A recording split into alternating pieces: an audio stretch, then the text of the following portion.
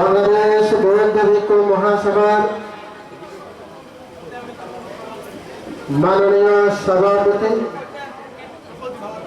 উপমহাদেশের প্রখ্যাত সাংঘিক ভিক্ষু ব্যক্তিত্ব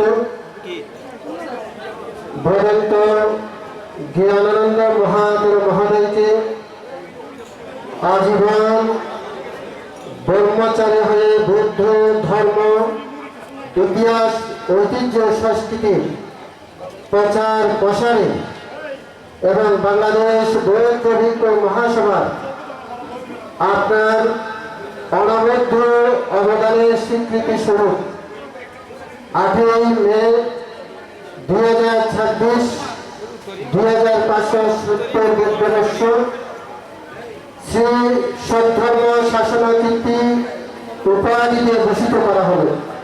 শ্রী সদ্ধর্ম শাসনকীর্তি উপাধিতে ভূষিত করা হলো। শ্রী সদ্ধর্ম শাসনকীর্তি উপাধিতে ভূষিত করা হলো।